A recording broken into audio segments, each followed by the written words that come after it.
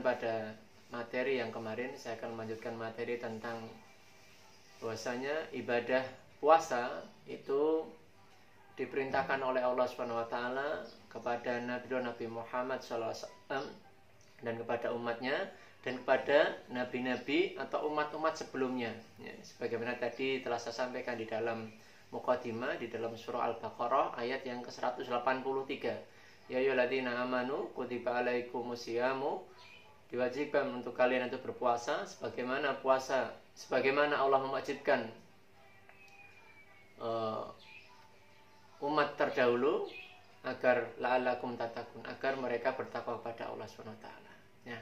Jadi kewajiban puasa itu juga dilakukan oleh umat terdahulu, oleh nabi-nabi terdahulu. Insyaallah di lain waktu akan saya jelaskan bagaimana cara puasa umat terdahulu dan bagaimana perintah tentang puasa tersebutnya. Tetapi di sini saya akan mengambil poin dasarnya adalah perbedaan antara puasa kita atau puasa generasi Nabi Muhammad SAW, yaitu generasi kita saat ini, dengan nabi-nabi terdahulu atau dengan ahli kitab, yaitu adalah faslu ma baina siyamina wa siyami ahli kitabi aklatus sahar. Ya, jadi pembeda antara puasa kita dengan puasa ahli kitab adalah makan sahur. Jadi perbedaannya adalah makan sahurnya. Kalau umat terdahulu tidak ada sahur, kalau kita ada sahurnya. Kenapa? Karena bentuk keringanan. Allah memberikan keringanan. Allah menyempurnakan syariat bab puasa. Kalau dulu terkadang itu tidak ada puasa, tidak ada sahurnya, tidak ada sahurnya. Ya.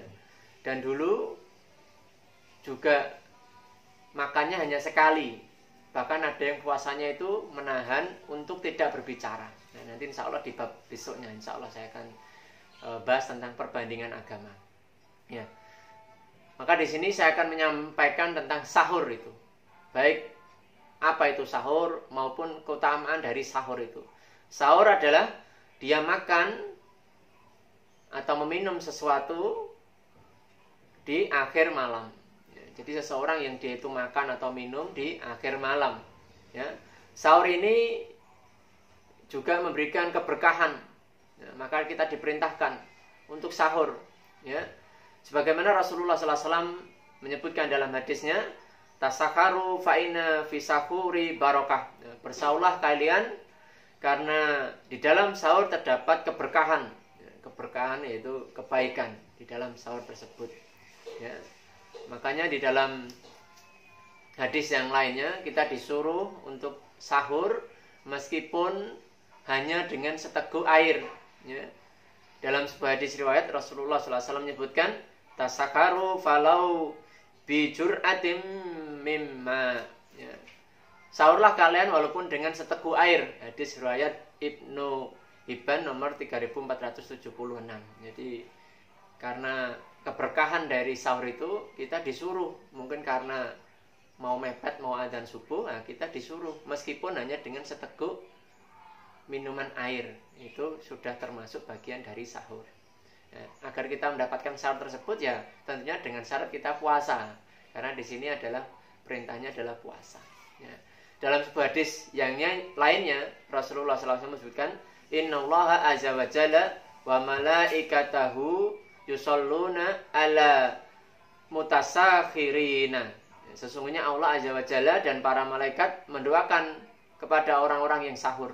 Ya, di sini merupakan keutamaan di mana Allah memberikan kepada orang-orang yang sahur. Dia bangun malam untuk melaksanakan sahur.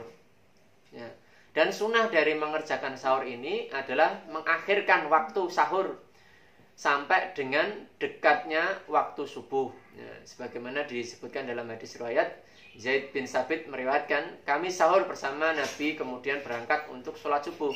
Anas bertanya, berapa lama waktu antara adzan dengan sahur? Zaid menjawab, kira-kira bacaan 50 ayat. Jadi Rasulullah SAW membiasakan diri beliau sahur mendekati waktu subuh. Ya.